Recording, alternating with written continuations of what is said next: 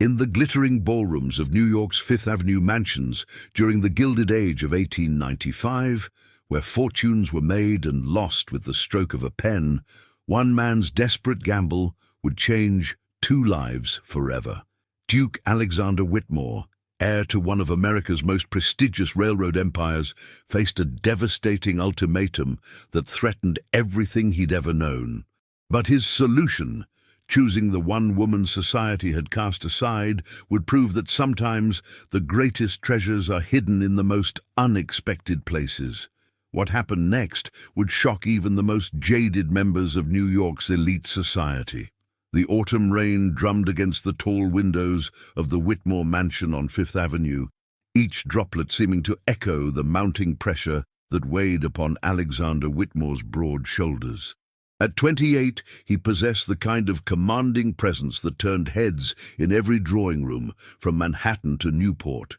Tall, with dark hair that caught the gaslight, and steel-grey eyes that seemed to see through the pretenses of high society. Yet tonight, as he stood in his father's mahogany-panelled study, those same eyes reflected a desperation he'd never known. "The terms are non-negotiable, Alexander," his father, Cornelius Whitmore, declared from behind his imposing desk. The elder Whitmore's voice carried the authority of a man who had built a railroad empire from nothing. But tonight, it also carried an edge of finality that chilled his son to the bone. "Your grandfather's will is explicit. You must be married by your 29th birthday, or the entire Whitmore fortune passes to your cousin Edmund." Alexander's jaw tightened as he thought of his dissolute cousin, currently gambling away what remained of his own inheritance in the private clubs of Europe. "Father, surely there must be some legal recourse." "None." Cornelius's weathered hand slammed against the leather-bound document. "I've had the finest lawyers in the city examine every word. Your grandfather was quite specific in his intentions. He believed that only a married man could properly steward the family legacy." The weight of generations pressed down upon Alexander's shoulders. The Whitmore name graced hospitals, libraries, and charitable foundations throughout the city. Their railroad lines connected the growing nation, employing thousands of families. All of it, every locomotive, every mile of track, every worker's livelihood, hung in the balance. "You have 6 months," Cornelius continued, his voice softening slightly as he observed his son's pale complexion. "Surely among New York's finest families you can find a suitable bride. The Astor's daughter Caroline is still unmarried, and I hear the Vanderbilt girl—" "Father," Alexander interrupted, running a hand through his dark hair, "you speak as if I'm selecting livestock at market. These are women's lives we're discussing." Cornelius's expression hardened. "This is business, son. Love is a luxury we cannot afford.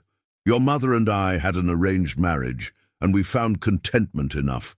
Because—" But Alexander had seen the distance between his parents, the polite conversations that never ventured beyond social pleasantries, the separate bedrooms they'd maintained for as long as he could remember. Was that truly the life he was destined for? A marriage of convenience, bound by contracts rather than affection. The study door opened, and Alexander's younger sister Victoria swept in, her emerald silk gown rustling with each determined step. At 24, she possessed the same striking features as her brother, but where his eyes held storm clouds, hers sparkled with mischief and intelligence that society deemed inappropriate for a lady. "I couldn't help but overhear," she announced, settling herself in the leather chair across from their father's desk with the kind of casual grace that made dowagers whisper about her unconventional behavior. "Really, Papa, you make it sound as though Alexander is some prize bull being led to auction." "Victoria," Cornelius warned, "this is not a matter for your concern." "On the contrary," she replied, her chin lifting with characteristic defiance. "My brother's happiness is very much my concern, and I think this entire arrangement is positively medieval." Alexander found himself smiling despite the gravity of the situation. Victoria had always been his closest confidant, the one person who dared to speak truth in a world built on careful facades. "The law is the law," Cornelius stated firmly, "and the deadline approaches whether we approve or not." As if summoned by the mention of deadlines, the butler appeared in the doorway. "Mr. Whitmore, sir. Mr. Sterling Ashford has arrived for dinner." Alexander's stomach clenched. Sterling Ashford, heir to a banking fortune and one of New York society's most eligible bachelors. He was also, Alexander knew, everything that Alexander himself was not: charming in a calculated way, ruthlessly ambitious, and utterly without conscience when it came to achieving his goals. "Excellent," Cornelius said, rising from his chair. "Sterling has some interesting perspectives on your situation, Alexander. I've taken the liberty of discussing your predicament with him." "You've what?" Alexander's voice carried a dangerous edge. "He's offered to help," Cornelius continued, seemingly oblivious to his son's growing anger. "Sterling knows every eligible young lady in the city. His connections could prove invaluable." Victoria's eyes narrowed. "I wouldn't trust Sterling Ashford to help me across the street, let alone choose a wife for Alexander." But their father was already moving toward the door, clearly considering the matter settled. "Dinner is served in 10 minutes. I expect you both to be gracious hosts." As Cornelius departed, Alexander sank into the chair behind the desk, the weight of his inheritance feeling more like a noose than a blessing. Victoria moved to stand beside him, her hand resting gently on his shoulder. "There has to be another way," she murmured. "If there is, I haven't found it." Alexander's voice was barely above a whisper. 6 months, Victoria. 6 months to find a woman willing to bind herself to a man she barely knows, all for the sake of preserving a fortune that feels more like a curse with each passing day. The sound of Sterling's laughter echoed from the main hall, rich and confident, and somehow predatory. Alexander straightened his shoulders, steeling himself for an evening of carefully veiled manipulation, disguised as friendly assistance. But as he prepared to face Sterling Ashford's calculating smile, one question burned in his mind. In a world where everything had a price, was there any woman who might choose him for something other than his name and fortune? And if there was, would he even recognize her when he found her? The Ashford mansion blazed with 1,000 candles on the crisp November evening, its marble columns draped in garlands of autumn leaves and golden ribbons.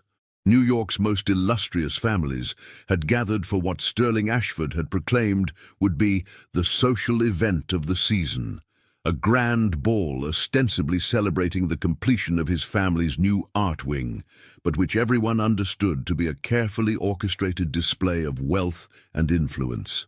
Alexander adjusted his white bow tie for the 3rd time as his carriage approached the imposing entrance. Beside him, Victoria smoothed her sapphire blue gown, her expression troubled despite the festive atmosphere surrounding them. "I still don't understand why Sterling insisted you attend tonight," she murmured, watching as liveried footmen helped elegantly dressed guests from their carriages. "He's been far too interested in your matrimonial situation for my comfort." Alexander's jaw tightened. Over the past month, Sterling had indeed taken an unusual interest in Alexander's predicament, offering introductions to various young ladies and providing detailed assessments of their family connections and dowries.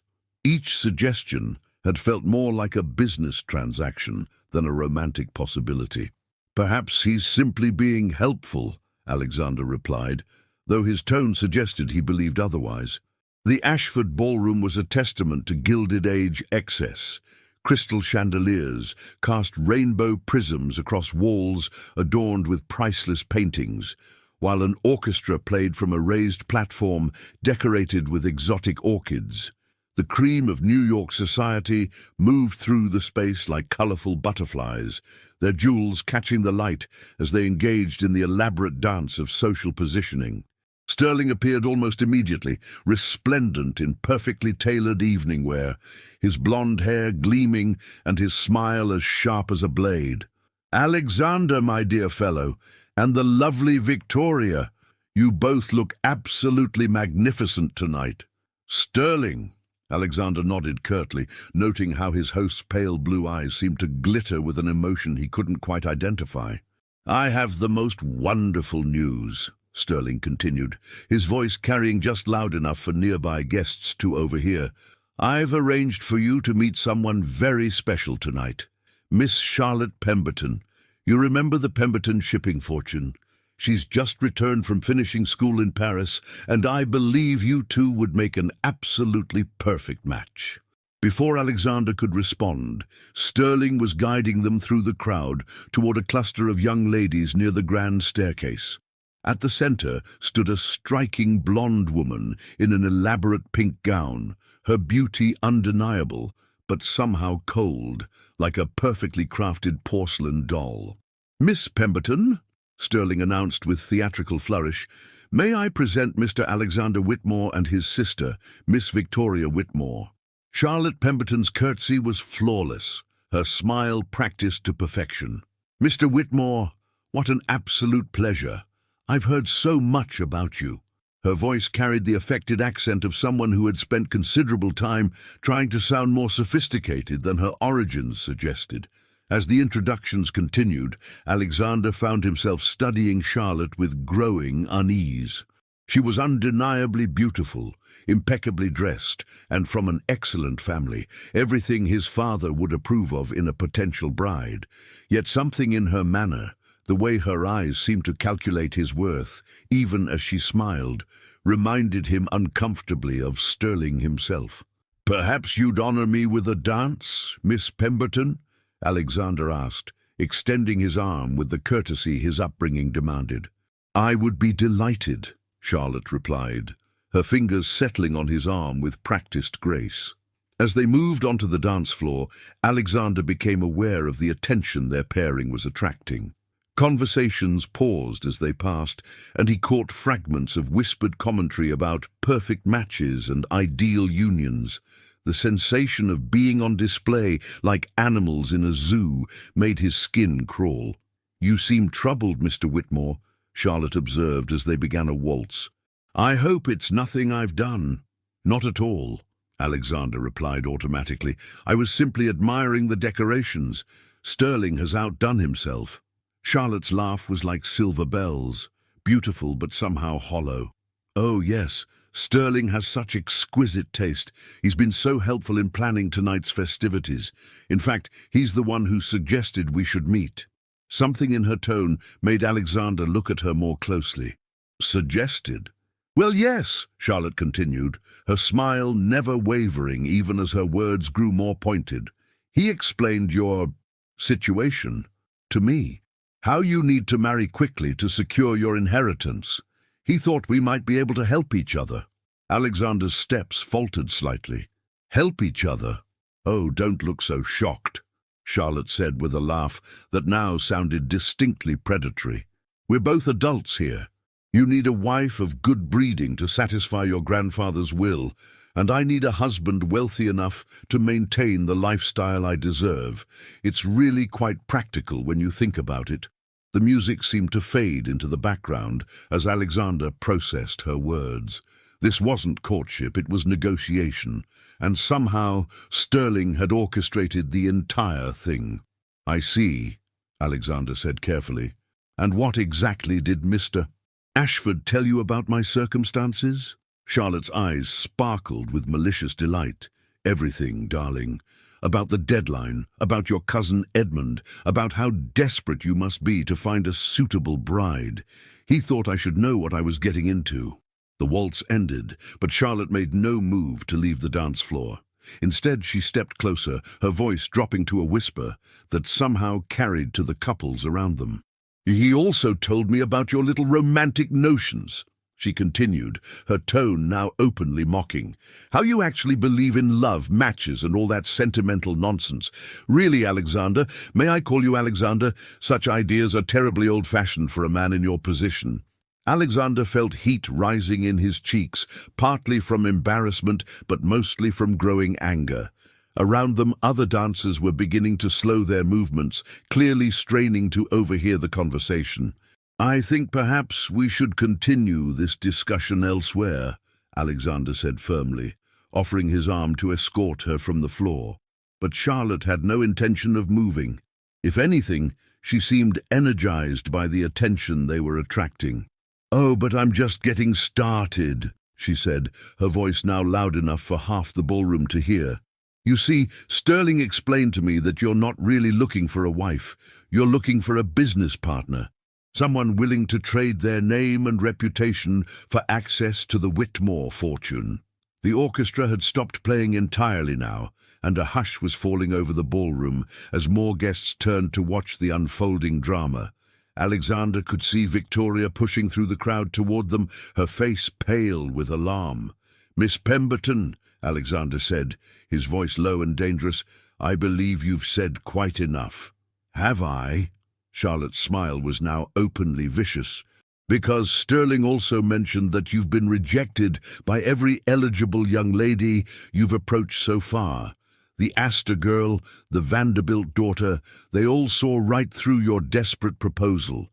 They knew you weren't offering love or even genuine affection, just a cold business arrangement." Alexander felt the blood drain from his face. Those rejections had been private, humiliating enough without becoming public knowledge. How had Sterling learned of them? "And now," Charlotte continued, her voice rising to ensure everyone in the ballroom could hear, "you're so desperate that you're willing to settle for someone like me, someone whose family's money is newer than yours, whose bloodline isn't quite as pure. How flattering." The silence in the ballroom was now complete, broken only by the soft rustle of silk gowns as guests shifted to get a better view of the spectacle. Alexander could feel hundreds of eyes upon him, could sense the mixture of shock, pity, and barely concealed delight that such a prominent family was being brought low in such a public fashion. "But here's the thing, darling," Charlotte said, her voice now dripping with false sweetness. "I've decided I can do better than a man who's so desperate he needs his friend to arrange his courtships for him. A man who's so undesirable that he has to resort to business propositions instead of genuine romance." She stepped back from him then, her movement theatrical and calculated for maximum effect. "So thank you for the dance, Mr. Whitmore, but I'm afraid I must decline your inevitable proposal. I have my standards, after all." The crowd erupted in whispers and gasps as Charlotte swept away, her pink gown trailing behind her like a banner of victory. Alexander stood frozen in the center of the dance floor, the weight of 1,000 stares pressing down upon him like a physical force. Sterling appeared at his side then, his expression a masterpiece of false concern. "My dear fellow, I'm so terribly sorry. I had no idea Charlotte would react so dramatically. Perhaps I misjudged her character." But Alexander could see the satisfaction gleaming in Sterling's pale eyes, could recognize the careful orchestration behind what had appeared to be spontaneous cruelty. This had been planned, every word calculated to achieve maximum humiliation. "You bastard," Alexander whispered, his voice barely audible but carrying enough venom to make Sterling's smile waver slightly. "I beg your pardon?" Sterling replied, his tone all innocence. Before Alexander could respond, Victoria reached his side, her hand slipping through his arm with fierce protectiveness. "Come, Alexander," she said quietly but firmly. "We're leaving." As they moved toward the exit, Alexander could hear the whispers following in their wake, speculation about his desperation, his failures, his rapidly approaching deadline. The Whitmore name, which had opened every door in New York society, now felt like a millstone around his neck. The carriage ride home passed in silence, Victoria's hand resting supportively on his arm, while Alexander stared out at the gaslit streets, his mind reeling from the evening's events. He had been played, manipulated and humiliated by a man he had considered, if not a friend, then at least a neutral acquaintance. But why? What did Sterling gain from his public destruction? As their carriage pulled up to the Whitmore mansion, Alexander finally spoke. "He planned it all, didn't he? Every word, every moment." Victoria nodded grimly. I'm afraid so. The question is why Sterling would go to such lengths to destroy your reputation. Alexander stepped down from the carriage, his legs feeling unsteady beneath him. Perhaps he simply enjoys watching others fall, or perhaps a terrible thought was beginning to form in his mind. Perhaps he has his own designs on the Whitmore fortune. As they climbed the steps to their front door, Alexander realized that his humiliation tonight was only the beginning. Word of his public rejection would spread through New York society like wildfire, making his search for a suitable bride infinitely more difficult. And with each passing day, his cousin Edmund's inheritance grew more certain. But what Sterling Ashford had failed to anticipate was that sometimes, when a man has nothing left to lose, he becomes capable of choices he never would have considered before. And sometimes, those desperate choices lead to the most unexpected discoveries of all. The question that would haunt Alexander through the sleepless night ahead was simple.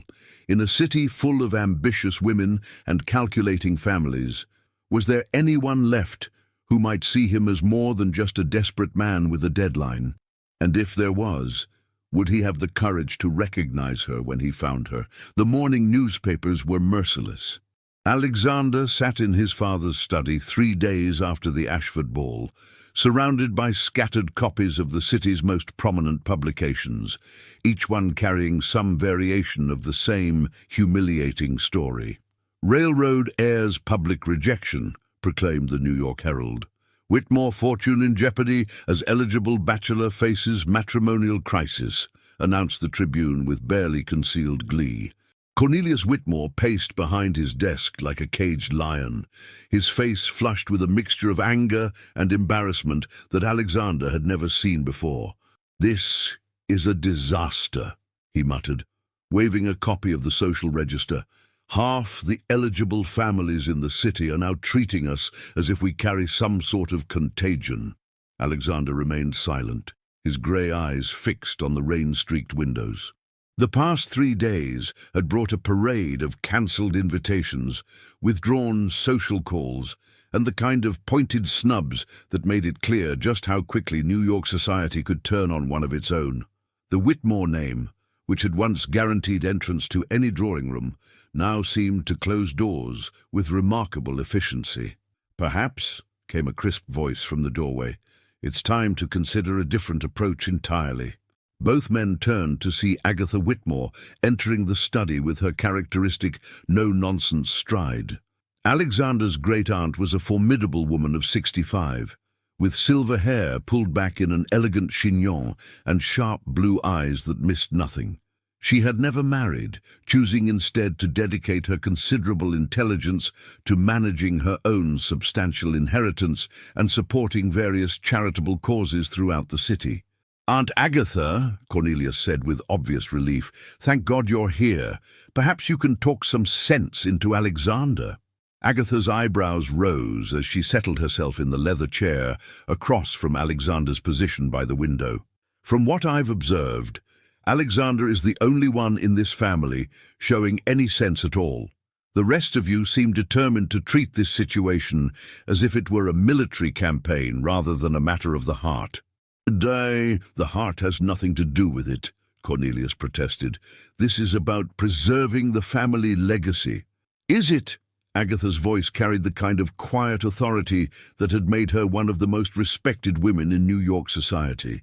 "Because from where I sit, it appears to be about panic and poor judgment. Alexander, come sit down. You look like a man attending his own funeral." Alexander moved reluctantly from the window, taking the chair beside his great-aunt. Up close, he could see the concern in her eyes, tempered by something that looked remarkably like determination. "Now then," Agatha continued, "I've been thinking about your predicament, and I believe the problem isn't finding you a wife. It's finding you the right wife. Someone who sees beyond the Whitmore name and fortune to the man underneath." Cornelius snorted. "Romantic nonsense. What Alexander needs is a practical arrangement with a suitable family." "What Alexander needs," Agatha replied firmly, "is to get away from this suffocating atmosphere and the vultures circling overhead. which is why I'm inviting him to stay with me for a while." Alexander looked up in surprise. Agatha maintained an elegant townhouse in the quieter, more intellectual neighborhood surrounding Washington Square, far from the ostentatious displays of Fifth Avenue. It was a world away from the social battlefield that his life had become.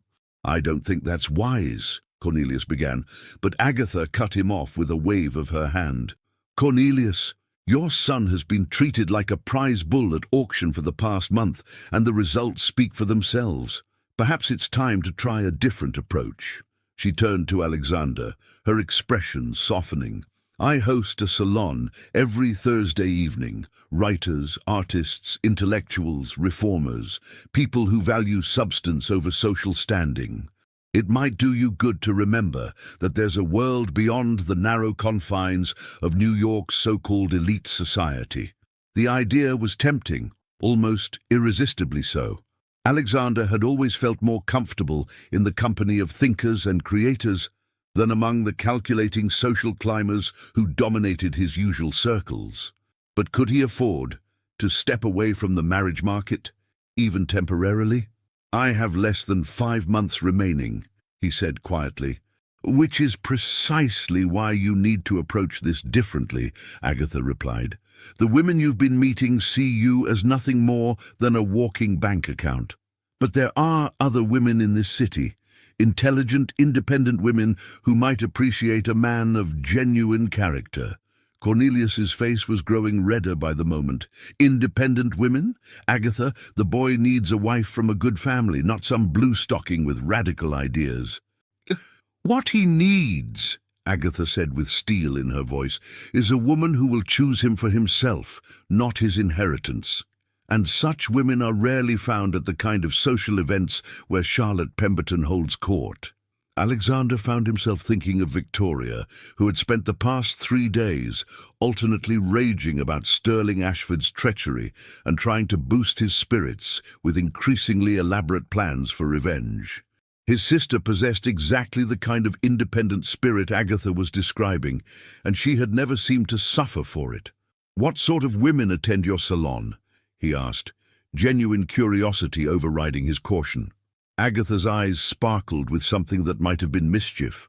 "All sorts. Teachers, writers, artists, reformers working for women's suffrage.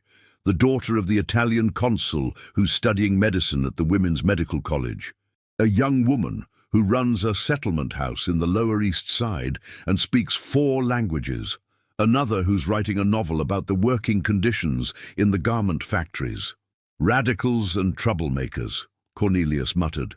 "Intelligent, passionate women who think for themselves," Agatha corrected. "The kind of women who might see past a man's bank account to his actual worth." Alexander felt something stirring in his chest, a feeling he hadn't experienced since before his grandfather's will had turned his life upside down. Hope, perhaps, or simply the prospect of conversations that didn't revolve around dowries and social connections. "I'll come," he said suddenly, surprising himself with the decisiveness in his voice. "Alexander," Cornelius warned, "this is not the time for experiments in social reform."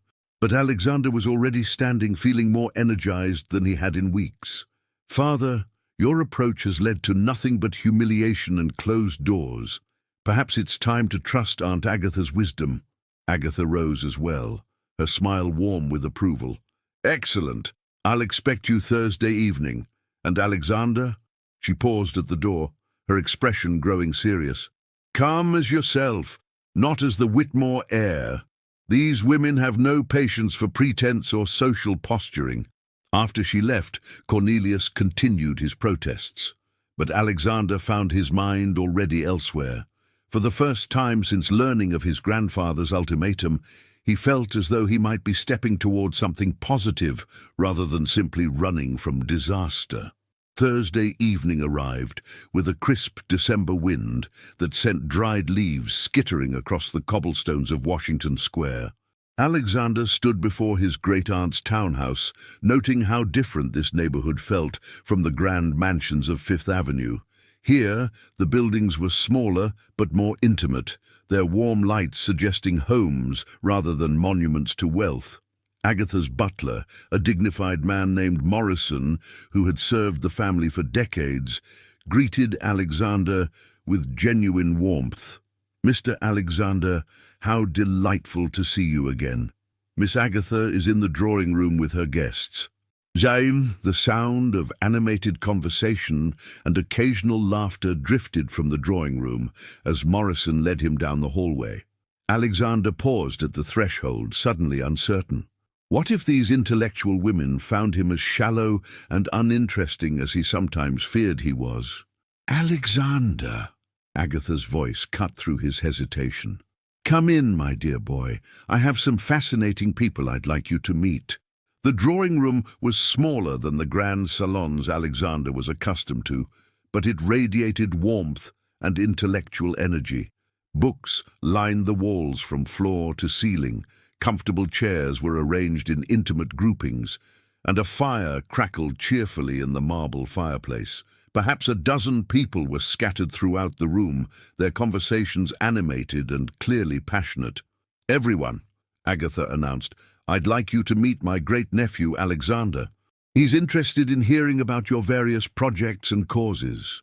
A tall woman with prematurely grey hair and intelligent brown eyes approached first.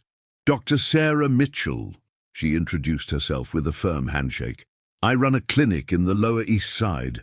Your aunt tells me you might be interested in supporting medical care for the working poor."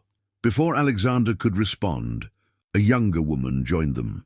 She was perhaps 25, with auburn hair pinned back in a simple but elegant style, and the kind of direct gaze that suggested she was accustomed to being taken seriously despite her youth. "Miss Eleanor Hartwell," she said, extending her hand with the same confidence as Dr. Mitchell. "I manage the Riverside Settlement House. We provide education and support services for immigrant families." Alexander found himself genuinely intrigued. "What sort of education?" Eleanor's face lit up with enthusiasm. "English classes primarily, but also practical skills, bookkeeping, basic legal knowledge, health and sanitation. Many of these families arrive with nothing but hope and determination. We simply try to give them the tools they need to build better lives." "It sounds like challenging work," Alexander said, and was surprised to realize he meant it. "Challenging but rewarding," Eleanor replied. "There's something deeply satisfying about watching a woman who couldn't speak English 6 months ago successfully negotiate with a landlord or help her children with their schoolwork." As the evening progressed, Alexander found himself drawn into conversations unlike any he'd experienced in the rarefied atmosphere of Fifth Avenue society.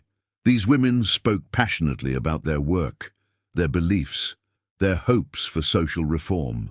They debated politics with the kind of informed intensity that would have scandalized the ladies of his usual acquaintance, and they treated him not as the Whitmore heir, but simply as another person whose opinions might be worth hearing. Dr. Mitchell described her efforts to establish prenatal care programs for immigrant women.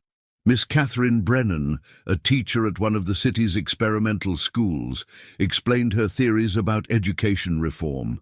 Miss Julia Romano, the consul's daughter, spoke eloquently about the challenges facing Italian immigrants and her own struggles to be taken seriously as a medical student. But it was Eleanor Hartwell who captured Alexander's attention most completely.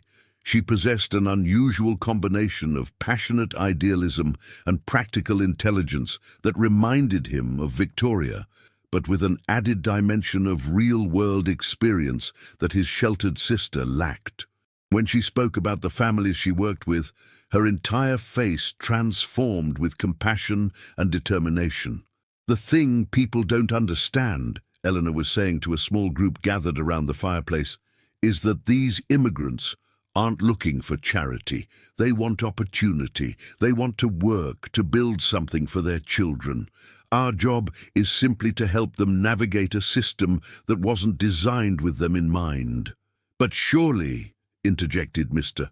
Pembroke, an elderly gentleman who Alexander gathered was some sort of philosopher, "there are limits to how much society can absorb. These people come from very different cultures with different values." Eleanor's eyes flashed, but her voice remained calm and measured. Different doesn't mean inferior, Mr. Pembroke. I've met Italian mothers who work 16-hour days in garment factories and still find time to help their children with homework. Irish fathers who've learned English well enough to start their own businesses within 2 years of arriving. These people have values. They're just not always the same values that society pages celebrate. Alexander found himself leaning forward, genuinely engaged in a way he hadn't been for months. What's the biggest challenge they face? Eleanor turned to him, and he was struck by the directness of her gaze. Prejudice, mostly. The assumption that because they're poor, or speak with accents, they must be lazy or stupid, or somehow less deserving of opportunity. And what can be done about that? Education, Eleanor replied immediately. Not just for the immigrants, but for everyone else. When people actually meet and work alongside these families, when they see their dedication and intelligence firsthand, prejudices tend to crumble pretty quickly. The conversation continued for another hour, ranging from women's suffrage to labor reform to the role of art in social change. Alexander contributed when he could, but mostly he listened, fascinated by these women's passion and intelligence. They spoke of changing the world not as some distant dream, but as a practical goal they were actively working toward.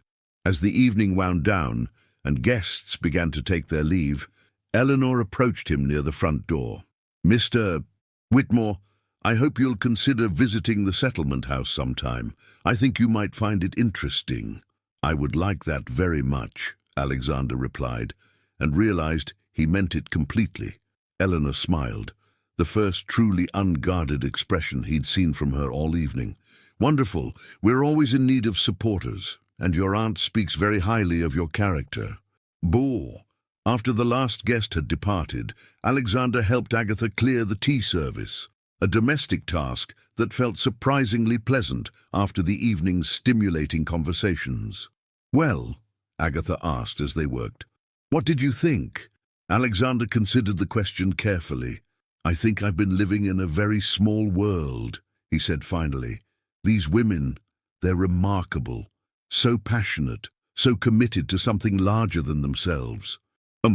And so different from the Charlotte Pembertons of the world," Agatha observed with satisfaction. "Completely different." Alexander paused in his task, a sudden realization striking him.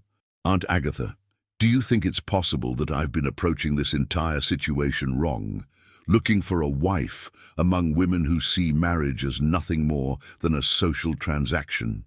Agatha's smile was warm with approval. "I think, my dear boy, that you're finally beginning to ask the right questions. And I suspect that when you find the right answers, you might discover that love and practical necessity aren't as incompatible as you've been led to believe." As Alexander walked home through the quiet streets, his mind was full of the evening's conversations and, increasingly, of Eleanor Hartwell's intelligent eyes and passionate voice. For the first time since his grandfather's will had upended his life, he felt as though he might be moving toward something positive rather than simply away from disaster. But could a woman like Eleanor, independent, idealistic, committed to her work, ever consider marriage to someone like him? And even if she could, would she be willing to enter into an arrangement born of legal necessity rather than natural courtship? The questions that would keep him awake that night were both hopeful and terrifying. What if the woman he needed wasn't someone who wanted to marry the Whitmore fortune, but someone who might choose to marry Alexander himself? And what if he was finally ready to discover who that man actually was? The winter of 1896 transformed Alexander Whitmore in ways that would have been unimaginable 6 months earlier. What had begun as weekly visits to his great-aunt's salon evolved into regular afternoons at the Riverside Settlement House, where he found himself engaged in work that bore no resemblance to the genteel, charitable activities typically associated with his social class. Eleanor Hartwell had initially regarded his offer of assistance with polite skepticism, clearly expecting another wealthy dilettante, seeking to ease his conscience with token gestures. But Alexander's persistence, combined with his genuine willingness to perform mundane tasks without complaint, gradually earned her grudging respect and eventually something approaching trust. The settlement house occupied a narrow 4-story building that had once been a boarding house, its rooms now converted into classrooms, meeting spaces, and Eleanor's cramped office on the top floor. The building served nearly 200 families in the surrounding tenements, offering English classes, job training, childcare, and what Eleanor diplomatically termed practical life assistance, helping immigrants navigate everything from landlord disputes to medical emergencies. Alexander's education in this world began with the most basic tasks. He sorted donated clothing, helped move furniture, and spent hours copying addresses onto envelopes for Eleanor's correspondence with potential donors. The work was tedious and occasionally dirty, but it provided him with an intimate view of Eleanor's operation, and more importantly, of Eleanor herself. She was, he observed, a woman of remarkable contradictions. Her manner with the settlement house clients was warm and patient, her Italian and broken German surprisingly fluent as she helped families fill out forms or explained American customs. But in her dealings with city officials, landlords, and the occasional hostile neighbor, she displayed a steel-edged determination that could be genuinely intimidating. The key, she explained to Alexander one afternoon as they walked through the narrow streets surrounding the settlement house, is knowing when to be diplomatic and when to be absolutely inflexible. Mrs. Kowalski's landlord, for instance, responds only to the threat of legal action, but the truant officer can be reasoned with if you approach him correctly. And Alexander found himself fascinated by her practical intelligence and her ability to navigate systems that seemed designed to frustrate and confuse. She possessed a kind of street wisdom that his expensive education had never provided, combined with a genuine compassion that never descended into mere sentiment. More intriguingly, Eleanor seemed entirely unimpressed by his family name or social position. She treated him as she would any volunteer, with appreciation for useful work and mild irritation when he proved incompetent at practical tasks. When he mentioned, almost casually, that his family's railroad lines employed thousands of workers, she simply nodded and asked if he thought the company might be interested in hiring some of her English students. "You're different from what I expected," she told him one evening, as they locked up the settlement house after a particularly long day. "What did you expect?" Alexander asked, genuinely curious. Eleanor considered the question as they walked toward the omnibus stop. "Someone more ornamental, I suppose.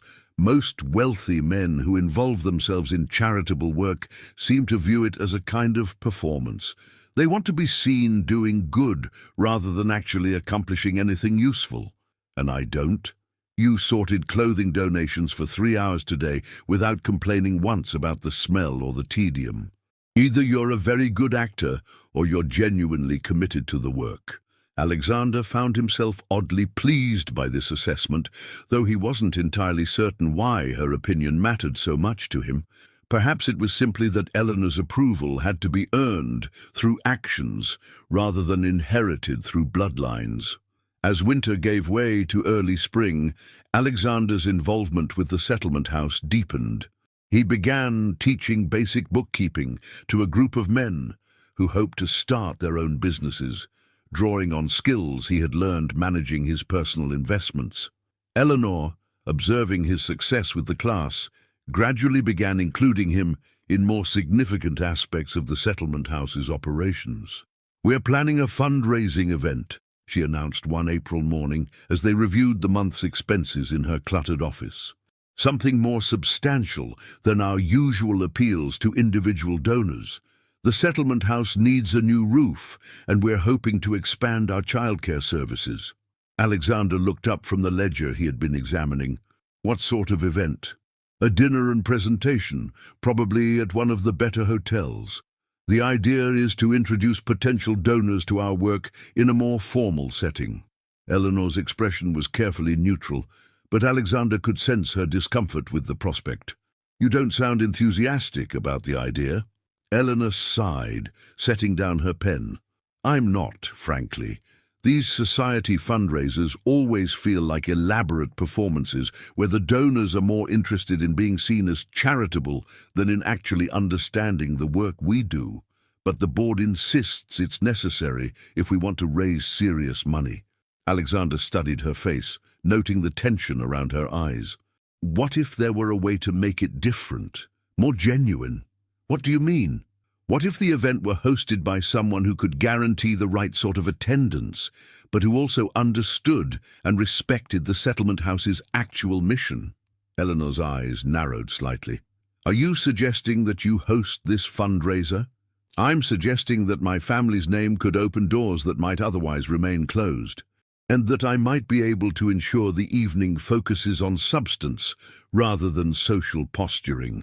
The silence that followed was lengthy enough to make Alexander wonder if he had overstepped some invisible boundary. Eleanor's expression was unreadable as she considered his proposal. Why would you do that? She asked finally. The question was more complex than it appeared. Alexander could have mentioned his grandfather's will, his need to rehabilitate his social standing, or his growing desperation as his deadline approached. Instead, he found himself speaking a truth he hadn't fully acknowledged even to himself. Because this work matters, he said simply, because what you've built here is more important than most of the causes that wealthy New Yorkers typically support. And because I think I might be able to help in a way that actually makes a difference.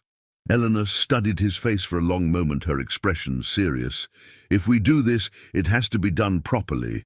No condescending speeches about the deserving poor or romantic nonsense about the nobility of poverty.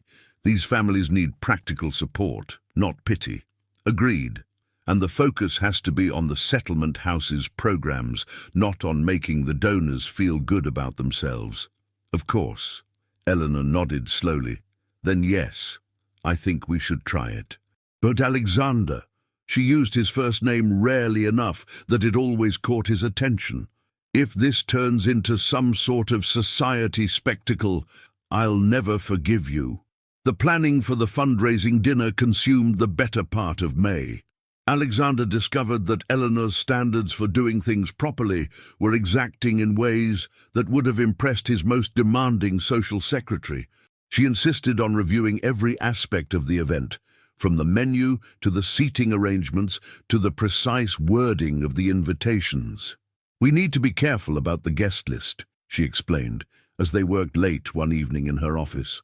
Too many society matrons, and we'll spend the entire evening listening to condescending observations about the unfortunate classes. Too many reformers, and we won't raise enough money to justify the expense. Alexander found himself admiring her strategic thinking.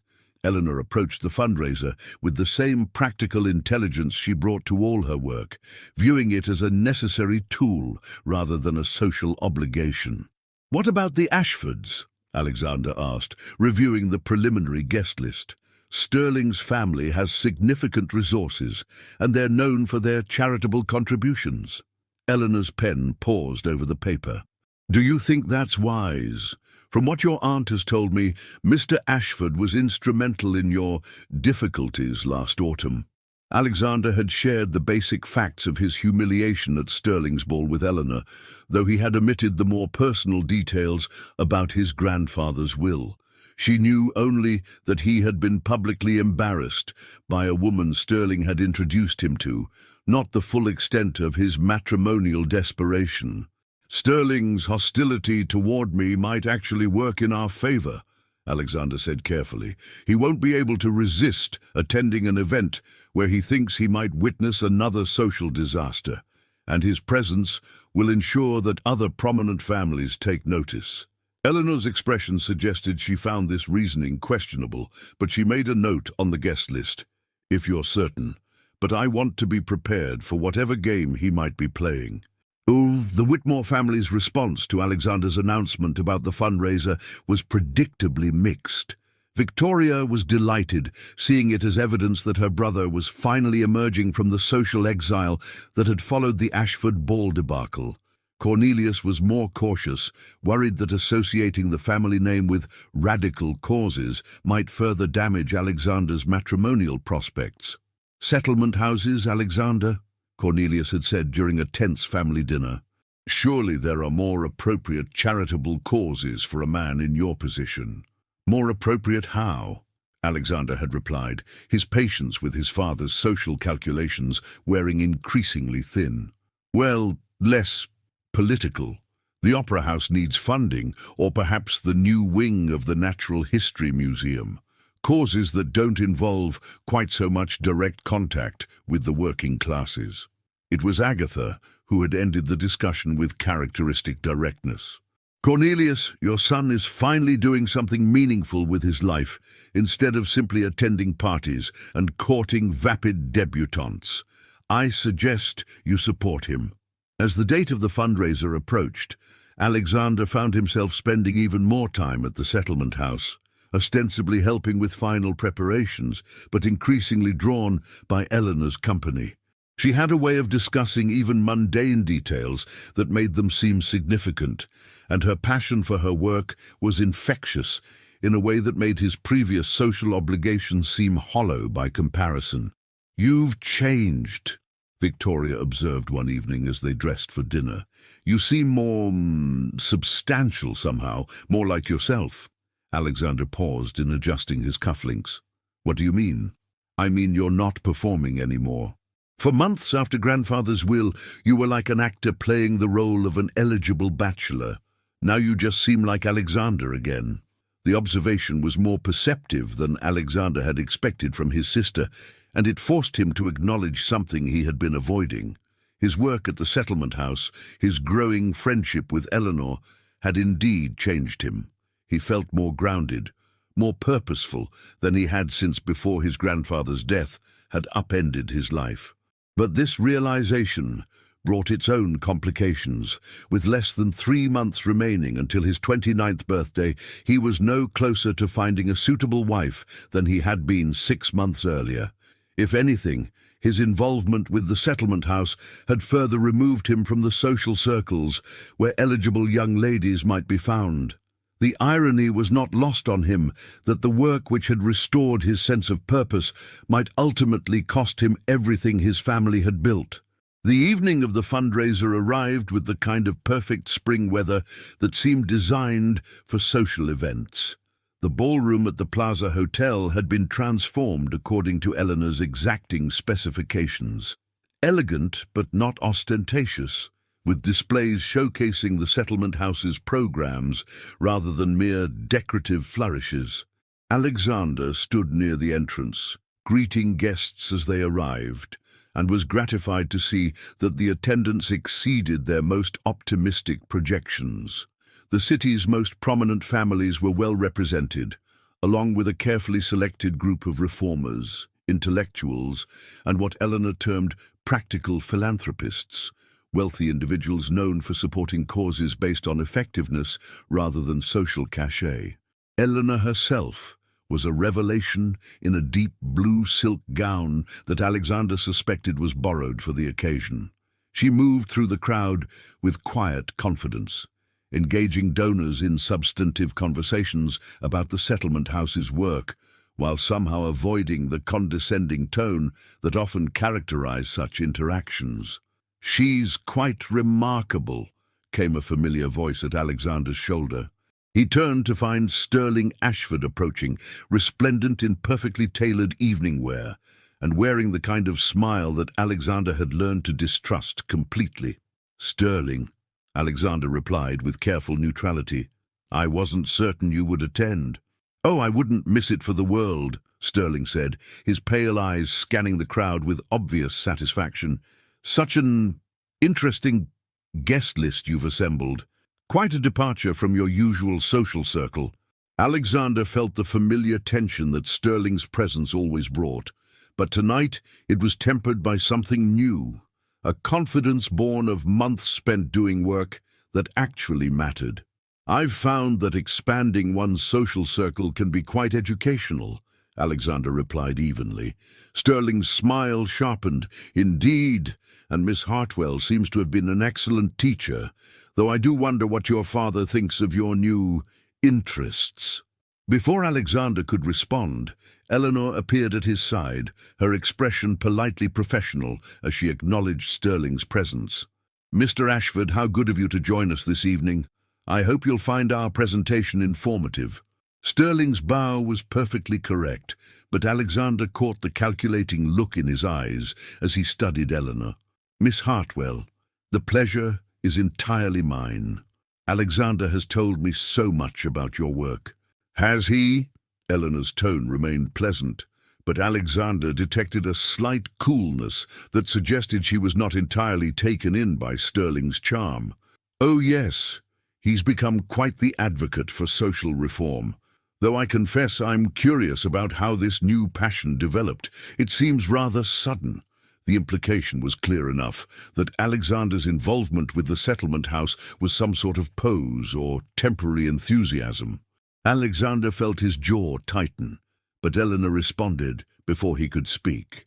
In my experience, Mr. Ashford, genuine commitment to social justice often appears sudden to those who haven't been paying attention. But I assure you, Mr. Whitmore's dedication to our work has been both consistent and invaluable. Sterling's smile never wavered, but Alexander caught a flicker of something, surprise perhaps or annoyance in his pale eyes. How fortunate for you to have found such a dedicated supporter. Though I do hope Alexander hasn't neglected his other social obligations in his enthusiasm for your cause. I'm not aware that Mr. Whitmore has any social obligations more important than the work we do here, Eleanor replied with perfect composure. The exchange was polite on the surface, but Alexander could sense the undercurrents of tension. Sterling was probing, looking for weaknesses or ammunition for some future attack. Eleanor, meanwhile, was defending not just the settlement house, but Alexander himself, with a fierce protectiveness that surprised him. Well, Sterling said after a moment, I suppose we should allow you to return to your other guests. I'm looking forward to learning more about your programs this evening. As Sterling moved away, Eleanor remained at Alexander's side, her expression thoughtful. He doesn't like you very much, does he? She observed quietly. The feeling is mutual, Alexander replied, but I'm curious why you defended me so forcefully. Eleanor turned to look at him directly, her brown eyes serious. Because what you've done for the settlement house matters, Alexander, and because I don't like seeing good work dismissed as mere social posturing by people who wouldn't know genuine commitment if it struck them in the face. The warmth in her voice, the casual use of his first name, the fierce loyalty in her defense of him, all of it combined to create a moment of clarity that was both exhilarating and terrifying. Alexander realized, with the kind of sudden certainty that changes everything, that he was falling in love with Eleanor Hartwell. The realization should have been cause for celebration. Instead, it filled him with a complex mixture of hope and despair. Because Eleanor was exactly the kind of woman he had never dared to hope he might find. Intelligent, passionate, committed to something larger than herself. But she was also completely outside the social world where he was expected to find a wife, and he had no idea whether she could ever see him as anything more than a useful ally in her work. As the evening progressed, and Eleanor's presentation about the settlement house's programs drew enthusiastic applause and generous pledges of support, Alexander found himself watching her with new eyes. The question that would haunt him through the successful conclusion of the fundraiser was both simple and impossibly complex. How did a man tell a woman like Eleanor Hartwell that he loved her, when that love was complicated by legal deadlines and family obligations she knew nothing about? And even more importantly, how could he be certain that his feelings were genuine rather than simply the product of desperation and a rapidly approaching deadline that threatened to destroy everything he had ever known? The success of the Settlement House fundraiser reverberated through New York society with an intensity that surprised even Alexander. Within a week of the event, invitations began arriving at the Whitmore mansion, not the perfunctory social obligations that had characterized his calendar before the Ashford Ball disaster, but genuine requests for his presence at dinners, cultural events, and charitable functions. The city's social arbiters, it seemed, had decided that Alexander Whitmore's association with meaningful philanthropic work was not a liability, but rather an intriguing development worthy of renewed attention. Cornelius observed this social rehabilitation with obvious relief, though he remained skeptical of the methods that had achieved it. "I still don't understand why you had to involve yourself so deeply with that Settlement House business," he remarked over breakfast one morning in late May, scanning the pile of invitations that had arrived with the Morning Post. "Surely a simple donation would have sufficed to establish your charitable credentials." Alexander looked up from his own correspondence, which included a letter from Eleanor detailing the Settlement House's plans for expanding their English language programs with the funds raised at the dinner. "The work itself matters, Father. It's not simply about establishing credentials." "Of course it matters," Cornelius replied, with the tone of a man humoring a child's idealistic notions. "But you have larger responsibilities to consider. Speaking of which, Mrs. Astor has invited you to her garden party next week. I understand her niece will be visiting from Boston, a charming girl from an excellent family." The familiar weight of expectation settled on Alexander's shoulders like a lead cloak. Despite the social success of the fundraiser, despite the renewed invitations and the restoration of the Whitmore family's standing, the fundamental problem remained unchanged.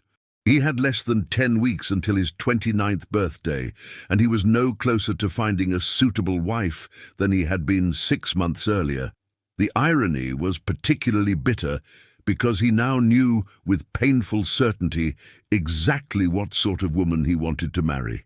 Eleanor Hartwell had become the standard against which he measured every other woman he met, and none came close to matching her intelligence, her passion, her genuine commitment to making the world better.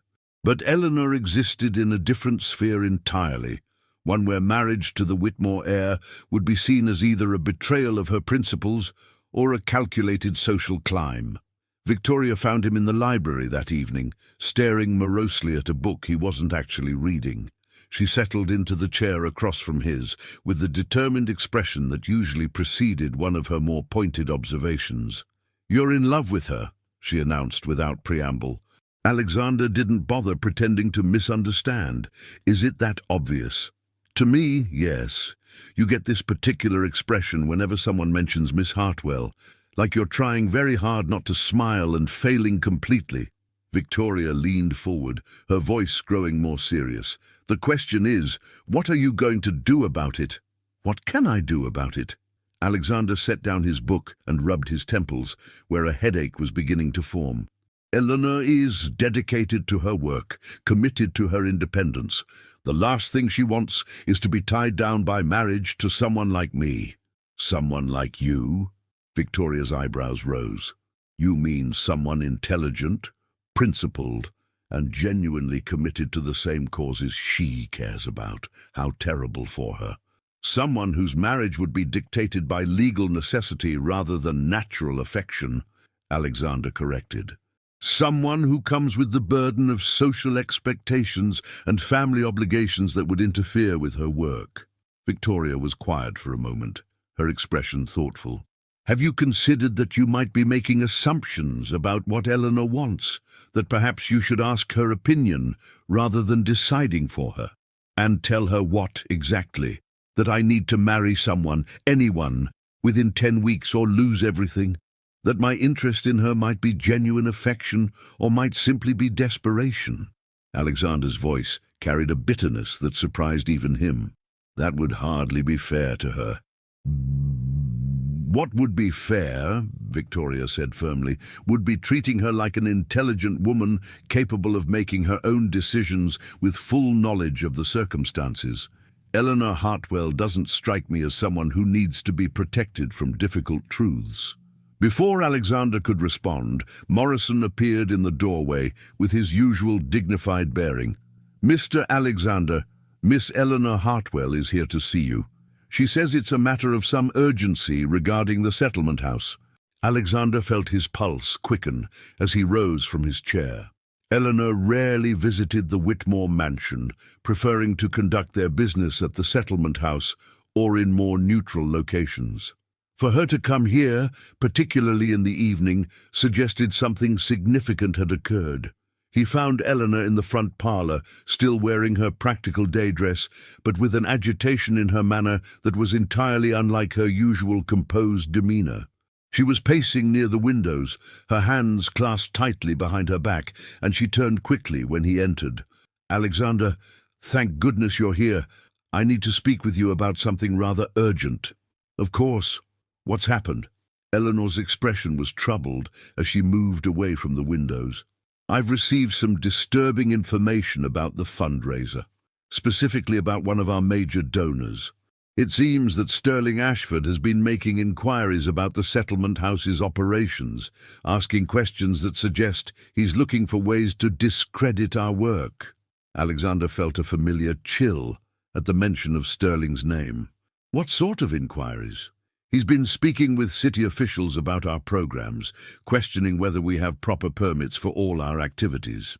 He's also been asking about our financial records, suggesting that charitable organizations serving immigrant populations are often fronts for more questionable activities." Eleanor's voice carried a controlled anger that Alexander had never heard before. "It's clear he's trying to manufacture some sort of scandal." The pieces fell into place with sickening clarity. Sterling's attendance at the fundraiser, his careful observation of Eleanor and her work, his pointed questions about Alexander's involvement. It had all been reconnaissance for this attack. "Why would he do this?" Eleanor continued, her pacing resuming. "What does he gain from damaging the settlement house?" Alexander knew the answer, though it filled him with a rage that was difficult to contain. Sterling wasn't targeting the settlement house. He was targeting Alexander. The attack on Eleanor's work was simply collateral damage in Sterling's ongoing campaign to destroy Alexander's reputation and presumably his chances of fulfilling his grandfather's marriage requirement. "He's not interested in the settlement house," Alexander said quietly. "He's interested in hurting me, and he's using your work to do it." Eleanor stopped pacing and turned to face him directly. "What do you mean?" The moment had arrived. The choice between protecting Eleanor from the truth and trusting her with the full complexity of his situation. Victoria's words echoed in his mind. "Eleanor Hartwell doesn't strike me as someone who needs to be protected from difficult truths. There are things about my circumstances that I haven't told you," Alexander began, his voice steady despite the hammering of his heart. "Things that explain why Sterling would go to such lengths to damage my reputation." Eleanor's expression grew more serious, but she didn't interrupt as Alexander explained his grandfather's will, the marriage requirement, the approaching deadline that threatened everything his family had built. He told her about the humiliation at Sterling's ball, about Charlotte Pemberton's calculated cruelty, about Sterling's obvious satisfaction at orchestrating the entire disaster. "So you see," Alexander concluded, "Sterling's attack on the settlement house isn't really about your work at all. It's about ensuring that I remain socially isolated, that no respectable family would consider an alliance with the Whitmores. If he can paint me as someone who associates with questionable charitable organizations, it serves his purposes perfectly." Eleanor had listened to the entire explanation without comment, her expression growing more thoughtful with each revelation. When Alexander finished, she was quiet for a long moment, her brown eyes studying his face with an intensity that made him wonder what she was thinking. "So, that's why you became involved with the settlement house," she said finally. Not because you cared about the work, but because you needed to rehabilitate your social standing. The accusation hit Alexander like a physical blow. "No," he said quickly. "That's not, Eleanor. My involvement with your work has nothing to do with social calculation. What I've found at the settlement house, what I've learned from you, it's the most meaningful thing I've done with my life. But you can't deny that it's been convenient for your purposes," Eleanor replied, her voice carefully neutral. "A way to appear philanthropic and socially conscious while actually serving your own needs." Alexander felt the conversation slipping away from him, felt Eleanor withdrawing behind the professional mask she wore when dealing with donors or city officials. "Eleanor, please." "Yes, I needed to restore my reputation, but that's not why I stayed. That's not why I care about the work we do." "Isn't it?" Eleanor's voice was quiet, but there was something in her tone that suggested she was testing him, pushing him towards some sort of truth he hadn't yet acknowledged. "Because from where I stand, it appears that everything about your involvement with the settlement house has been calculated to serve your ultimate goal of finding a suitable wife." The words hung in the air between them, and Alexander realized that this was the moment. The choice between safety and honesty, between protecting himself and risking everything on the chance that Eleanor might understand. "You're right," he said quietly. "Everything I've done for the past 6 months has been calculated to serve that goal. Every social event, every charitable involvement, every attempt to rebuild my reputation, all of it has been about finding a wife before my deadline." Eleanor's expression didn't change, but something in her posture suggested she was bracing herself for whatever came next. "But somewhere along the way," Alexander continued, his voice growing stronger, "I stopped looking for just any suitable wife and started hoping I might find you." The silence that followed was so complete that Alexander could hear the ticking of the mantel clock, the distant sound of carriages on Fifth Avenue, his own heartbeat thundering in his ears. "Me?" Eleanor's voice was barely above a whisper. "You," Alexander confirmed, taking a step closer. "Eleanor, I know this is complicated. I know my circumstances make any declaration of feeling suspect. But I need you to know that what I feel for you has nothing to do with deadlines or inheritances or social necessity.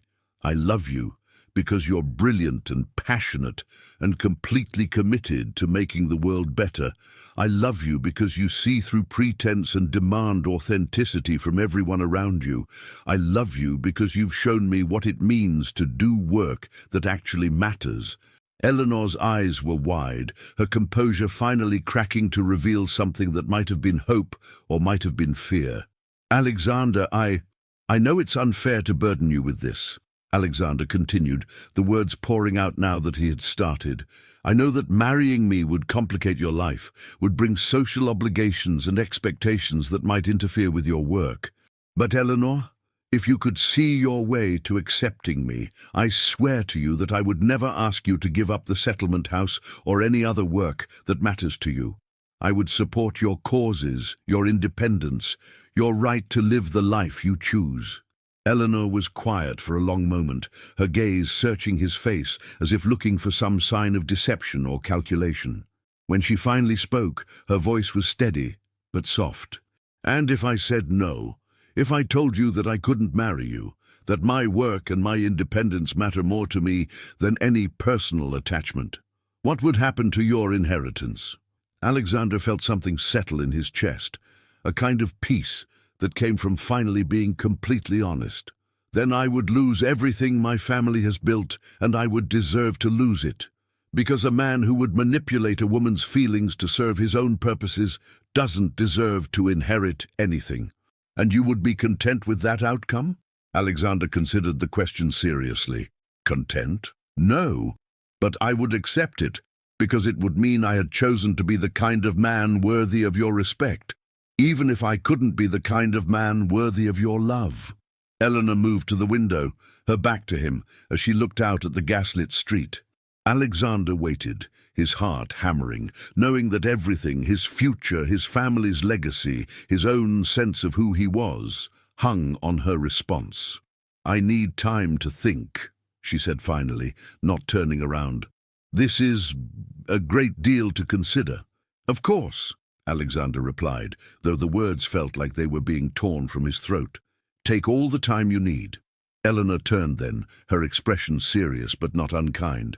"I'll give you my answer within the week. But Alexander, I need you to understand something. If I agree to marry you, it won't be to save your inheritance or to solve your legal problems. It will be because I believe we could build something together that's stronger than either of us could create alone." "I wouldn't want it any other way," Alexander said, and meant it completely. After Eleanor left, Alexander remained in the parlor for a long time, staring out at the street where her carriage had disappeared. He had done it, had told her everything, had risked everything on the chance that honesty might be enough. Now all he could do was wait, and hope that the woman he loved might find him worthy of the same trust he had placed in her. The week that followed was the longest of Alexander's life. He threw himself into his work at the settlement house with renewed intensity, partly to distract himself from his anxiety, and partly because he wanted to prove to Eleanor and to himself that his commitment to the work was genuine, regardless of the outcome of his proposal. Sterling's campaign against the settlement house had indeed begun, with carefully planted stories in the society papers questioning the organization's methods and suggesting that wealthy donors might be unknowingly supporting radical activities.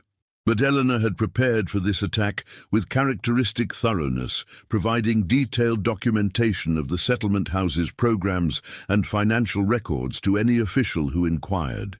"He's not going to succeed," Eleanor told Alexander on Thursday afternoon as they reviewed the latest round of inquiries from city inspectors. "Our records are impeccable. Our programs are exactly what we claim them to be, and we have too many prominent supporters for him to discredit us easily." Alexander nodded, though he knew that Sterling's real goal wasn't to destroy the settlement house, but to damage Alexander's reputation by association. In that regard, the campaign was already showing signs of success. Several of the invitations that had arrived after the fundraiser had been quietly withdrawn, and Alexander had noticed a distinct cooling in the manner of some society acquaintances.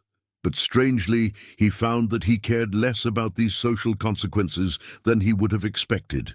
The work at the settlement house had given him a sense of purpose that made the approval of society matrons seem less important, and Eleanor's respect mattered more to him than the good opinion of people who judged others based on gossip and innuendo.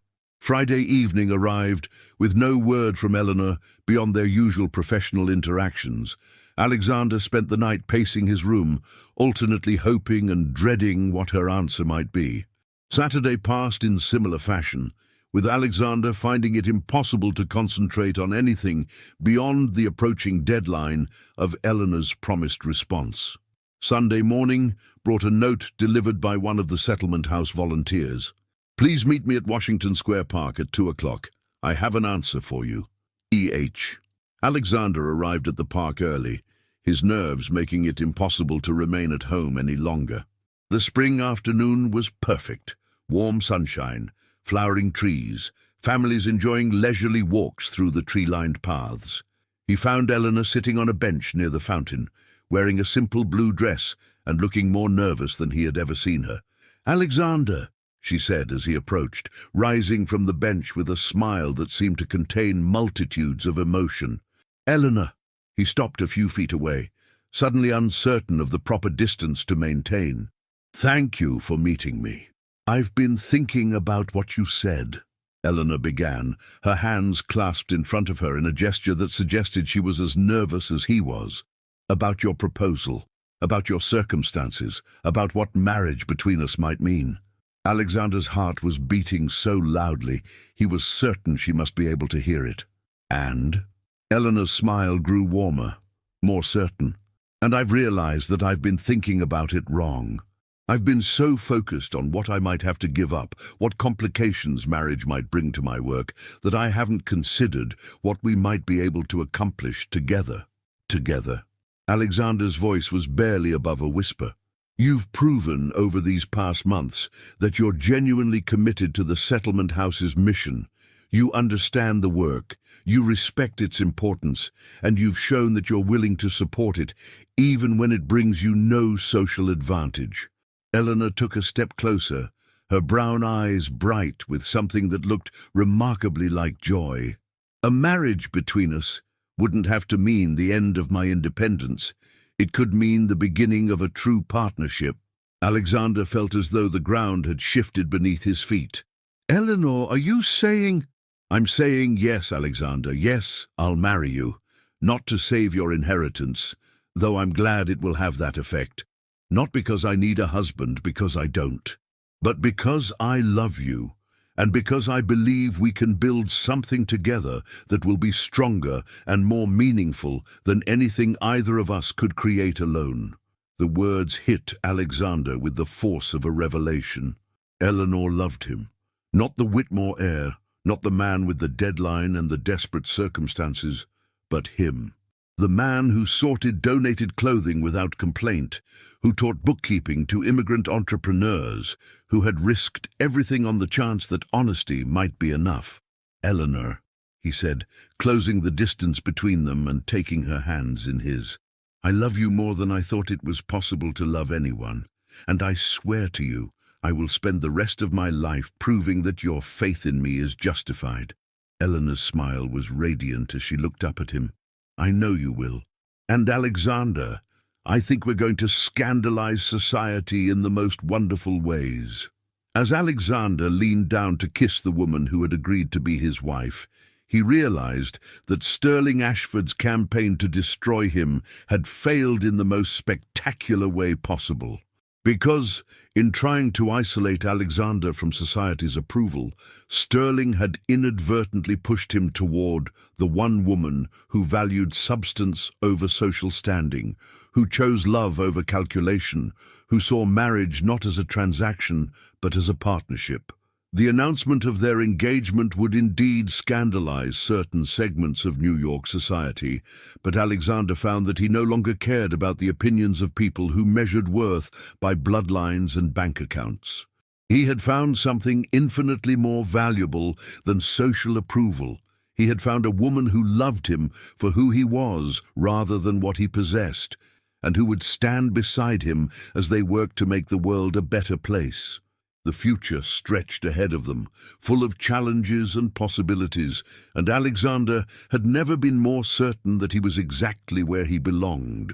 The wedding of Alexander Whitmore and Eleanor Hartwell took place on a crisp October morning in 1896, exactly 3 weeks before Alexander's 29th birthday and the expiration of his grandfather's ultimatum. The ceremony itself was a study in contrasts that perfectly reflected the union it celebrated, held at Grace Church on Broadway, one of New York's most prestigious venues, but with guest lists that included settlement house workers alongside Fifth Avenue society matrons, Italian immigrants who had learned English in Eleanor's classes, seated next to railroad magnates who controlled Alexander's family fortune. Cornelius Whitmore had initially expressed reservations about the unconventional nature of the celebration, but even he had been forced to acknowledge that Eleanor's intelligence and dignity made her a formidable addition to the family. More importantly, her acceptance of Alexander had secured the Whitmore inheritance with weeks to spare, a fact that had restored Cornelius's faith in his son's judgment, if not his methods. She's not what I would have chosen, Cornelius had admitted to Agatha the night before the wedding, but I can see why Alexander loves her. There's something substantial about Miss Hartwell, something that suggests she'll be an asset to the family rather than merely an ornament. Agatha had smiled at this grudging approval. Eleanor will be exactly what this family needs, Cornelius. Someone who values substance over appearance, who understands that true wealth lies in what one contributes to the world, rather than what one accumulates. The ceremony itself was beautiful in its simplicity. Eleanor wore a gown of ivory silk that had belonged to her mother, altered to fit her slender frame and complemented by a veil that Agatha had insisted on providing as her wedding gift. Alexander, resplendent in formal mourning dress, had never looked more handsome or more genuinely happy than when he turned to watch Eleanor walk down the aisle on the arm of Dr. Sarah Mitchell, who had agreed to serve as her surrogate father for the occasion. Victoria, serving as Eleanor's maid of honor, had whispered to her brother as they gathered for photographs after the ceremony, "You look like a man who's just discovered he's won the lottery and saved the world simultaneously." Alexander had laughed, his arm tightening around Eleanor's waist. "That's exactly how I feel." The reception, held at the Whitmore mansion, had been another exercise in diplomatic guest management. Eleanor had insisted that the settlement house families be included in the celebration, while Alexander had been equally determined that the event honor Eleanor's work and values rather than simply showcasing Whitmore wealth. The result was a gathering unlike any New York society had seen, children from the Lower East Side playing in the mansion's gardens while their parents conversed in multiple languages with some of the city's most prominent citizens. Sterling Ashford had attended, of course, his presence a reminder that not everyone wished the couple well. He had moved through the reception with his characteristic smile, offering congratulations that sounded sincere to casual observers, but carried undertones that Alexander and Eleanor both recognized as barely concealed hostility. "Such an interesting choice of bride," Sterling had murmured to Alexander during the receiving line, his pale eyes fixed on Eleanor as she conversed animatedly with a group that included both the Italian seamstress and the wife of a prominent banker. "I do hope she'll be able to adapt to the demands of her new social position." "Eleanor adapts to nothing," Alexander had replied with quiet satisfaction. "She transforms everything around her to match her standards. I suspect you'll find that New York society will be adapting to her, not the other way around." Sterling's smile had faltered slightly at this response, and Alexander had felt a deep satisfaction at the realization that his former tormentor no longer had the power to disturb his peace of mind. Now, 6 months after their wedding, Alexander stood in the parlor of their new home, an elegant townhouse near Washington Square that Eleanor had chosen for its proximity to the settlement house and its distance from the more ostentatious displays of Fifth Avenue wealth, reading a letter that had arrived with the morning post. The contents brought a smile to his face that was equal parts amusement and vindication. "What's so entertaining?" Eleanor asked, entering the room with her characteristic brisk energy. She wore a practical grey dress suitable for her morning appointments at the settlement house, her auburn hair pinned back in the simple style she preferred for work. Marriage had changed nothing about her commitment to her causes, though Alexander had noticed that she seemed more relaxed, more openly affectionate than she had been during their courtship. "A letter from my cousin Edmund," Alexander replied, holding up the correspondence. "It seems he's finally returned from Europe, and he's not particularly pleased to discover that I've fulfilled grandfather's marriage requirement." Eleanor settled beside him on the sofa, her expression curious. "What does he say?" Alexander scanned the letter again, his amusement growing. "He's questioning the validity of our marriage, suggesting that grandfather's will required a union with someone from an appropriate family background. He's threatening legal action to contest my inheritance. And you find this amusing because Edmund clearly hasn't done his research," Alexander replied, setting the letter aside and turning to face his wife. "Your father may have been a minister rather than a railroad baron, but the Hartwell family has been in America longer than the Whitmores. Your great-grandfather fought in the Revolution, your grandfather was a respected judge, and your own accomplishments speak for themselves. Any lawyer worth his fee will tell Edmund that his case is hopeless." Eleanor's smile was wry. "I suspect Edmund's objection isn't really about my family background. It's about the fact that I'm not the sort of decorative wife he expected you to acquire." "Exactly," Alexander agreed. And that's precisely why Grandfather's will was so brilliantly crafted. He didn't require me to marry someone from a specific social circle. He required me to marry someone who would be a true partner, someone who would help preserve and enhance the family legacy rather than simply spending its wealth. The conversation was interrupted by the arrival of Morrison, who had followed them from the Fifth Avenue mansion to serve as their butler in the new household. "Mr. Alexander, Miss Victoria is here to see you. She says it's a matter of some urgency." Victoria swept into the parlor moments later, her expression a mixture of excitement and barely contained mischief that Alexander recognized as potentially dangerous. "Alexander, Eleanor, you'll never guess what's happened." "Knowing you," Eleanor replied with fond exasperation, "I'm not certain I want to guess." Victoria's grin widened. "Sterling Ashford is engaged." Alexander felt a moment of surprise, followed quickly by curiosity. "To whom?" "Charlotte Pemberton," Victoria announced with obvious satisfaction. "The same Charlotte Pemberton who humiliated you so publicly at Sterling's ball last year." Eleanor's eyebrows rose. "How fitting. Two people who deserve each other." "Oh, but that's not the best part," Victoria continued, settling into a chair with the air of someone preparing to deliver particularly delicious gossip. "According to my sources, it's not exactly a love match. Charlotte's family has suffered some significant financial reversals, something about failed investments in South American mining ventures, and Sterling, it seems, has been having his own difficulties." Alexander leaned forward, his interest genuinely piqued. "What sort of difficulties?" "The kind that come from living beyond one's means for too many years," Victoria replied. "Apparently, Sterling's been borrowing against his inheritance to maintain his lifestyle, and his father has finally cut off his allowances.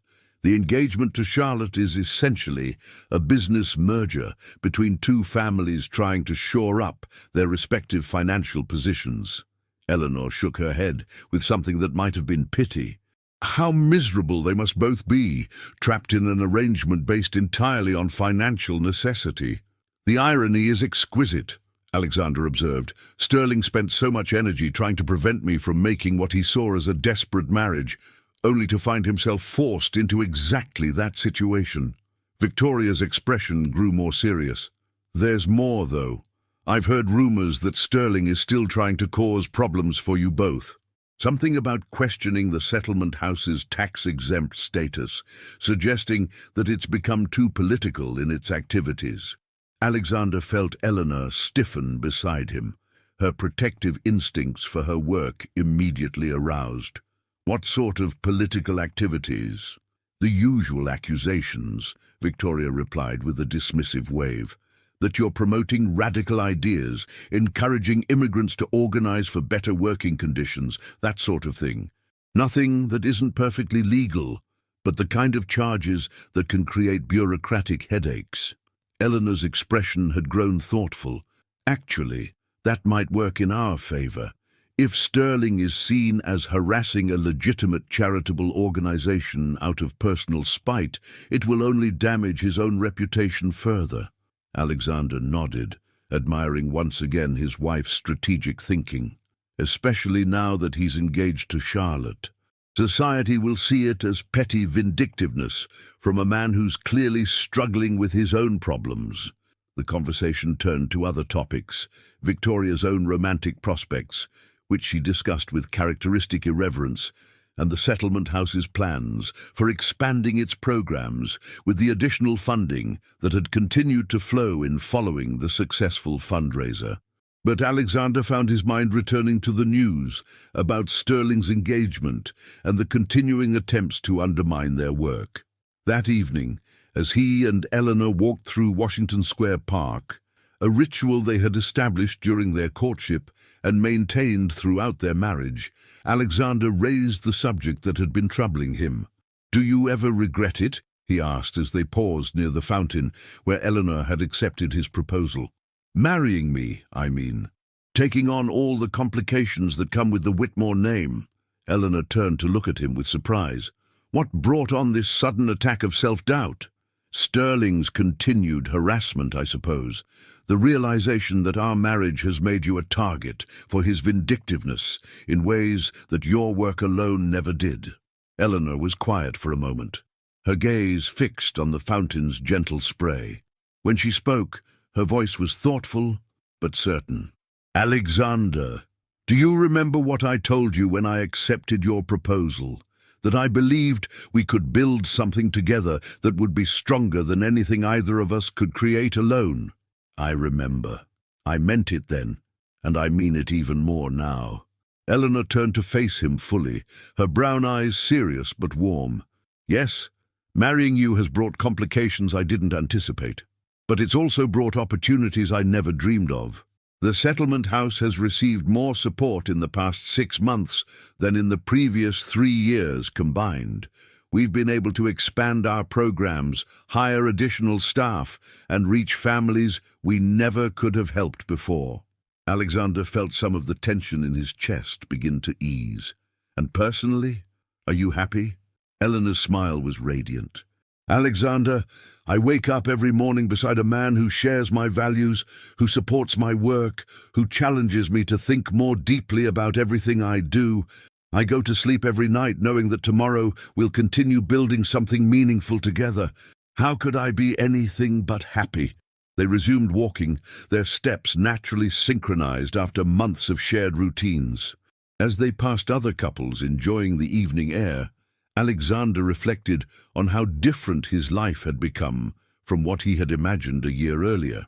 Then, marriage had seemed like a burden to be endured, a legal requirement that threatened to trap him in a loveless arrangement for the sake of preserving his inheritance.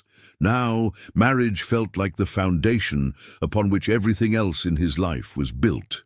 Eleanor's love had given him the confidence to pursue work that mattered, to stand up to people like Sterling Ashford, to become the kind of man worthy of the legacy his grandfather had intended him to inherit. There's something else I want to discuss with you, Eleanor said as they turned toward home. Something I've been thinking about for several weeks. What is it? Eleanor's expression was excited but slightly nervous. I've been offered an opportunity to speak at a national conference on settlement house work. It would be held in Chicago, and it would mean being away from New York for nearly 2 weeks. Alexander felt a moment of surprise, followed quickly by pride. Eleanor, that's wonderful. What an honor. You wouldn't mind. The timing isn't ideal. It's scheduled for next month, when we're supposed to attend the Vanderbilt wedding and several other social obligations. Alexander stopped walking and turned to face his wife with a smile that he hoped conveyed his complete sincerity. Eleanor, I married a woman who was already changing the world. I would never ask you to limit your impact for the sake of social obligations that pale in comparison to the importance of your work. Eleanor's relief was visible. I was hoping you'd say that, but I wanted to be certain.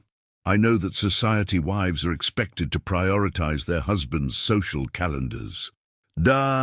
Society wives, perhaps, Alexander replied, taking her hand as they resumed walking. But you're not a society wife. You're Eleanor Whitmore, and that means something entirely different. As they reached their front door, Alexander reflected on how perfectly this conversation encapsulated what their marriage had become. Not a constraint on either of their ambitions, but a partnership that amplified their individual strengths and created opportunities neither could have achieved alone. The house welcomed them with warm light and the comfortable familiarity of a home they had created together. Eleanor's books were scattered throughout the parlor, mixed with Alexander's business papers and correspondence from the settlement house. The walls displayed photographs from their wedding alongside artwork created by children in Eleanor's programs. It was a home that reflected both of their values, both of their commitments, both of their dreams for the future.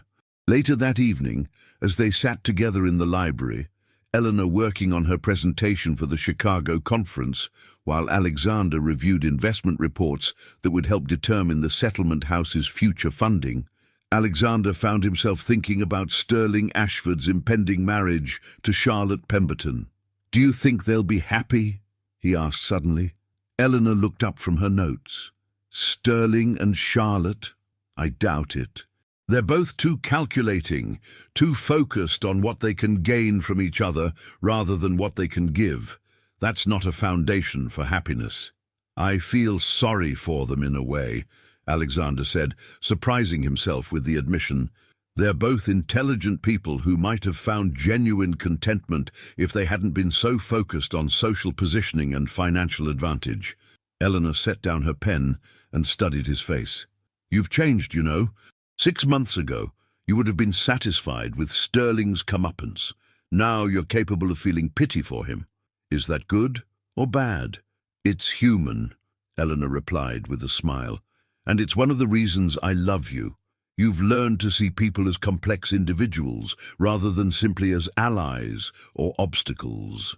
As the evening drew to a close and they prepared for bed, Alexander reflected on the journey that had brought them to this point. A year ago, he had been a desperate man, facing the loss of everything his family had built, willing to marry almost anyone who could help him fulfill his grandfather's requirements. Now he was a man who had found not just a wife, but a true partner. Not just a solution to his legal problems, but a purpose that gave meaning to his inherited wealth. The settlement house continued to thrive under Eleanor's leadership, with Alexander's support allowing it to expand its programs and reach more families than ever before. Their marriage had scandalized some segments of New York society, but it had also inspired others to reconsider their own assumptions about what constituted a successful union. Most importantly, they had proven that love and practical necessity were not incompatible, that a marriage born of legal requirements could evolve into something deeper and more meaningful than either partner had dared to hope. As Alexander drifted off to sleep beside the woman who had transformed his life in ways he was still discovering, he thought about his grandfather's will and the wisdom it had contained. The old man had understood something that Alexander was only now beginning to fully appreciate. That true wealth lay not in what one possessed, but in what one contributed, and that the best marriages were partnerships that made both individuals stronger and more capable of making a positive impact on the world. Sterling Ashford's campaign to destroy Alexander's happiness had failed completely, but not because Alexander had defeated his enemy. It had failed because Alexander had learned to measure success by different standards entirely, by the love of a remarkable woman, by the meaningful work they did together, by the knowledge that they were building something that would outlast both of them. In trying to force Alexander into a desperate marriage, Sterling had inadvertently pushed him toward the greatest happiness of his life. And in that irony lay perhaps the most satisfying victory of all, the knowledge that sometimes when one stops fighting for what one thinks one wants and starts working for what truly matters, the universe has a way of providing exactly what one needs. The future stretched ahead of them, full of challenges and opportunities, and Alexander had never been more certain that he and Eleanor would face it together, as equal partners in a love that had grown from necessity into something far more precious and enduring. And so, in the glittering world of Gilded Age New York, where fortunes were made and lost with the stroke of a pen, Alexander Whitmore discovered that the greatest treasure wasn't gold or railroad stocks. It was finding someone who saw past the surface to the man beneath. Eleanor Hartwell proved that sometimes the woman no one wanted is exactly the woman everyone needs, and that true love can bloom even in the most calculated circumstances. Their story reminds us that the best partnerships aren't built on convenience or social standing, but on shared values, mutual respect, and the courage to choose authenticity over expectation.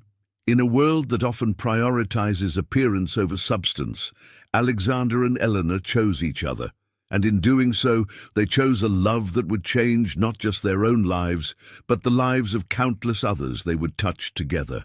What did you think of this tale of unexpected love and social transformation?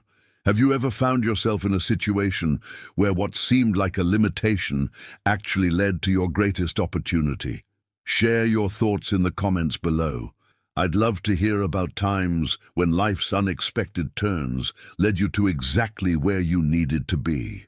And if you enjoyed this journey through the elegant ballrooms and bustling settlement houses of 1890s New York, make sure to subscribe for more stories of love, resilience, and the courage to follow your heart, even when society says you shouldn't. Sometimes the most beautiful love stories are the ones that begin with the most impossible circumstances.